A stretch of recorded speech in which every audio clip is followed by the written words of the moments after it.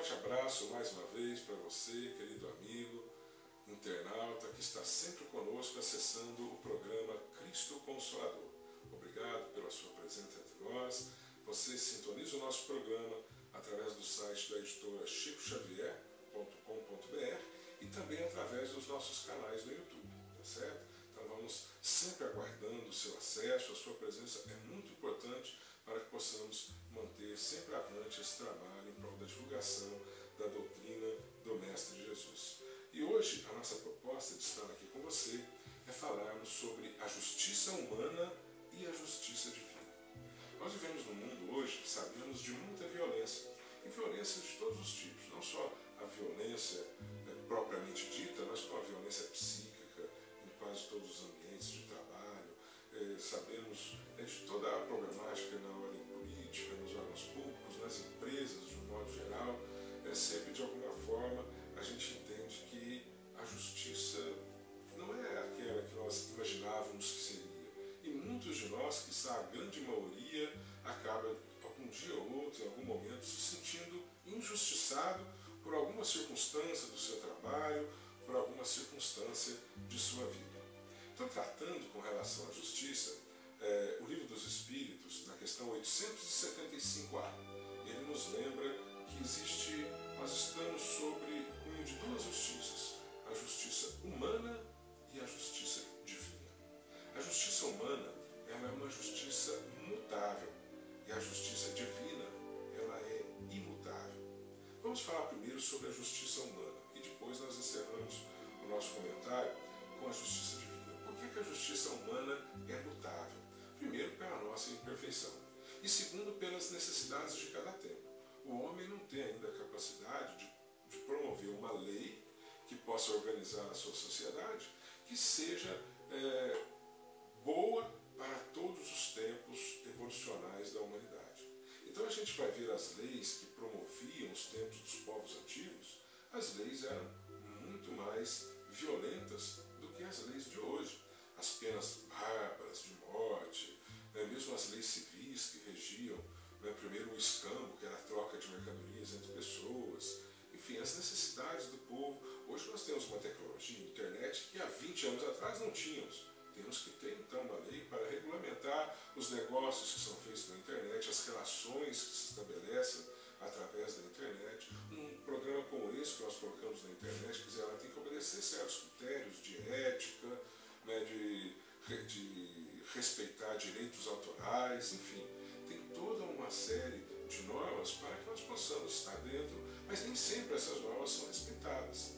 E aí sempre se busca a justiça, e a justiça nem sempre se realiza satisfazendo aos anseios de todos. Porque nós, seres humanos, ainda não temos essa condição, não temos essa perfeição na nossa conduta, na nossa forma de organizar as coisas e a nossa sociedade, que possa possibilitar essa perfeita consonância de todos com relação à justiça. Muitos acabam se sentindo injustiçados. Sabemos que no nosso mundo há muita impunidade, muitos que cometem crimes, até bárbaros, acabam saindo impunes. A violência no mundo, a nossa justiça ainda não conseguiu, e nos parece que está ainda muito longe de conseguir acabar a violência no mundo. Mas muitos progressos são feitos. Se a gente for buscar as leis anteriores, é a bárbara.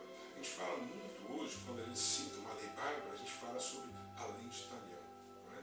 Que é a lei que falava que olho por olho, dente por dente. Então aquele que te feriu, te arrancou um braço, ele terá o seu braço arrancado. Aquele que vilipendiou a sua casa sofrerá o mesmo mal que ele praticou a outrem. Essa era a lei de Italião. Hoje, para nós, ela nos parece muito bárbara. A gente sabe que existem países que ainda cortam as mãos daqueles que furtaram. É uma questão muito bárbara. Mas, quando veio até nós, na humanidade, quando foi instituída a lei de Italião, ela foi um grande avanço para a humanidade, para a sociedade de então. Porque ela veio substituir uma lei que era muito mais violenta do que ela. A gente pode ver nos próprios Antigos Testamentos que existiam leis em sociedades de então, em que um crime cometido por determinada pessoa, a pena ela não alcançava apenas aquela pessoa, mas também os seus familiares, a sua esposa, os seus filhos e às vezes até gerações que estavam por nascer, já nasciam pagando por um crime seu ancestral tinha cometido, porque as leis determinavam que a pena ia até tal geração, os filhos, a esposa, todos pagavam por crime que o chefe de família havia cometido. Então, quando veio a lei de Talhão, ela estabelecia olho por olho, dente por dente, só que a lei alcançava apenas o criminoso. Aquele que cometeu o erro, então ele pagava. Foi um grande avanço, sem dúvida, naquele momento. Mas depois disso, então, muitas outras leis vêm sendo promovendo a evolução e temos muito ainda para seguir.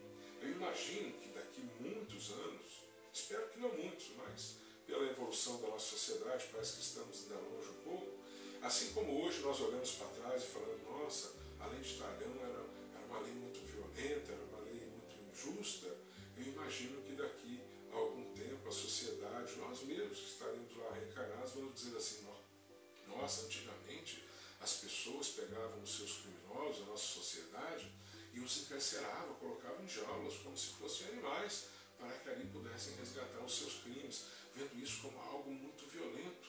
Hoje para nós é normal, e hoje para nós é o que nós sabemos, a forma que nós sabemos, para segregando esses irmãos, para tentar melhorar um pouco da condição de vida da sociedade aqui fora. É a forma como nós temos, mas certamente com a evolução do homem, da ciência, da psicologia, de tudo, nós haveremos de encontrar meios outros para reeducar esses nossos irmãos, para que, se cometerem algum crime, possam ser reinseridos na sociedade de uma forma que não ofereçam mais perigos, pagando sim pelos débitos cometidos, mas pagando de uma forma menos violenta, menos agressiva, apenas com aquele objetivo da pena, que é o objetivo do direito penal, do nosso direito penal. O objetivo da pena é de reeducar a pessoa para reinseri-la na sociedade como um cidadão de bem. É essa a proposta do direito penal. É óbvio que na prática isso não acontece, todos nós sabemos disso. Mas a proposta é essa. Então, como a proposta é essa, nós vamos sempre ter modificações na lei. Hoje temos as penas alternativas, são aqueles delitos menores em que as pessoas já não cumprem mais uma cela, elas estão prestando um serviço a uma instituição de caridade, ou então doando uma cesta básica para uma outra. É uma outra forma de visão. Isso já resolve? Já é uma evolução da pena. Pode ainda não resolver, pode não nos dar ainda aquela sensação de justiça, mas já é uma evolução daquela pena para esses delitos menores. E principalmente se ela promover, que é o objetivo primeiro da pena, é promover a educação do apenado para que ele possa estar em sociedade sem provocar novamente a violência que ele provocou antes. Porque esse é o interesse da sociedade, viver bem, viver em harmonia e viver em paz. Então, se nós conseguíssemos pegar todos os nossos criminosos e colocá-los na sociedade como pessoas produtivas, com convivência harmoniosa com a sociedade, é tudo que nós queríamos. Infelizmente, isso ainda não é possível. Mas a sociedade, ela evolui para isso. E nós temos que acreditar. Jesus já nos deu a fórmula de que isso pode fazer. É com a sociedade vivenciar o seu Evangelho. E o Livro dos Espíritos, na questão 876, ele nos lembra de uma fala de Jesus, quando ele dizia queira cada um para os outros o que quereria para si mesmo. Se nós observássemos apenas esse ensinamento de Jesus, querer para o outro, para aquele que convive conosco, para aquele que está lá, o que eu gostaria para mim mesmo, nós só iríamos desejar o bem para o próximo. Ninguém ia cometer nada em prejuízo do próximo, nenhuma violência contra o próximo, estaríamos numa sociedade muito mais harmônica. Mas nós vamos chegar no dia em que em sociedade vamos viver esta realidade. Não vai ser nessa reencarnação, eu creio, mas todos nós viveremos isso, porque todos somos espíritos eternos e estaremos aqui, lá no mundo espiritual ou aqui, e estaremos sim para vivenciar este momento em que a Terra vai se constituir não mais num planeta de provas e expiação, mas num planeta em regeneração, em que todos nós teremos uma vida melhor, mais sintonizadas com os ensinamentos do Mestre Jesus e com a lei divina.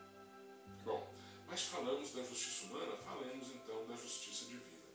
Já que a justiça humana nos dá essa sensação de impunidade, vem a justiça divina para corrigir tudo, exatamente tudo. Então, por mais que nós pensamos, olha, aquela pessoa foi condenada e presa, é injusto, porque ou ela não cometeu, ou o que ela cometeu não caberia uma pena tão grave como lhe foi imposta, enfim, mas está aí a justiça divina. Sabemos que o erro da justiça humana, ele existe, mas ele é sempre corrigido pela justiça divina. Então, se pegarmos o histórico do Espírito, que é eterno, que tem vidas pregressas, ninguém é preso injustamente. Se alguém foi condenado e preso por algo que não cometeu nessa existência, certamente delitos outros ele cometeu em existências anteriores que justificam a sua estada na prisão neste momento. Então, é a justiça divina promovendo, né, o acertamento daqueles equívocos que a justiça humana deixou passar. Ela não viu lá atrás, não foi capaz de perceber o crime para impor a pena, ela vem, ainda que aparentemente de uma forma equivocada, impor a pena hoje, para que aquela pessoa possa cumprir aquilo que ela deve para a sociedade. E assim também com relação ao futuro. Aqueles que nós vemos hoje, poxa, fulano fez isso, fez aquilo, ninguém descobriu, ele está aí, continua por cima, continua como se fosse o dono do pedaço, e nós nos sentimos injustiçados por isso. Certamente a lei divina está aí. E ele, seja no mundo espiritual, seja aqui em uma outra existência, em uma outra circunstância, ele irá resgatar todos os seus débitos. Porque Jesus nos disse, nada passará sem que até o último centil seja pago, seja resgatado e seja vivenciado. Então é a lei de causa e efeito. Todo mal que nós plantamos hoje, nós certamente iremos resgatar no passado. Não podemos esquecer disso. Vamos resgatar no futuro, desculpa. Não podemos esquecer disso. Se nós plantamos o mal, nós vamos colher o mal. Não adianta, pode ser nessa existência, mas se não for nessa existência, se conseguirmos esconder dos olhos de todos reencarnados, não conseguiremos esconder da justiça divina. E vamos resgatar esse mal amanhã. Seja no mundo espiritual, seja numa outra existência, que viemos aí numa condição difícil. Quando Jesus fala assim, é melhor que você perca um olho, que um olho lhe seja arrancado do que ele lhe seja causa de escândalo, a imagem parece forte, você arrancar o olho de uma pessoa, mas sabemos que ela é verdadeira. Quantas pessoas, às vezes, perdem a visão porque o seu olho lhe foi causa de escândalo e de erro, né, de equívocos, de débitos em existências anteriores. Cada enfermidade que nós temos, cada dificuldade, cada tropeço que a vida nos traz é um resgate de um débito. O que nós temos que fazer é aprender com esse resgate, porque também não adianta passar pela dificuldade e sairmos dela como as mesmas pessoas, sem termos melhorado os nossos sentimentos, o nosso aprendizado. Temos que aproveitar cada dificuldade como uma alavanca para promover a ascensão dos nossos sentimentos. Lembrando que Kardec nos falava, o verdadeiro espírito não está entre os homens perfeitos, porque isso não existe entre nós, mas está entre aqueles que se esforçam cotidianamente, todos os dias, para promover a sua transformação moral e vencer as suas más inclinações. Essa é a grande tarefa do ser reencarnado no planeta. Vencer as más inclinações, vencer o orgulho, a vaidade, o egoísmo, a avareza, aquela nossa propensão para isso, determinado crime, determinado vício, é vencer as nossas más tendências. É isso que nós temos que buscar todos os dias de nossa vida e buscar com auxílio naquilo que Jesus pode nos prestar, através da oração, através da sintonia com Ele, através da prática de uma religião, seja ela qual for, mas de coração aberto, buscarmos vivenciar os ensinamentos de Jesus, tendo a certeza de que a justiça humana pode cometer erros, mas a justiça divina está aí para colocar tudo no seu lugar. Ninguém vai deixar de pagar por um erro que cometeu. Então, aquele sentimento nosso, que fulano faz tudo e se dá bem, eu vou fazer como ele. Não, equívoco. Ele pode aparentemente estar se dando bem agora, mas a justiça divina ao seu tempo. Para nós parece que ela demora, mas ela não demora, porque a justiça divina tem aquele principal cunho de ensinar, de promover a evolução das criaturas. E às vezes, naquele momento, se a pena vier, a pessoa não está preparada ainda para o aprendizado. Ela vai estar daqui a um tempo, na próxima reencarnação. Então a justiça divina aproveita o momento certo para que aquela dificuldade, aquela enfermidade, aquele olho que foi arrancado, como disse Jesus, ele possa não só ser um sofrimento, mas que ele possa ser uma lição que vai promover o aprendizado e o crescimento daquele irmão que está, assim como todos nós, em busca da sua educação, em busca busca da sua evolução nesse planeta, que é um planeta escola, que é um planeta hospital, que é um planeta, uma casa que nos promove como espíritos, filhos de Deus, para a eternidade, sintonizados com Ele. Basta que aproveitemos todas as oportunidades da vida.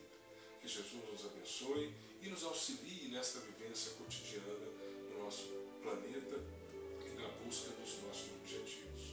Muita paz para você.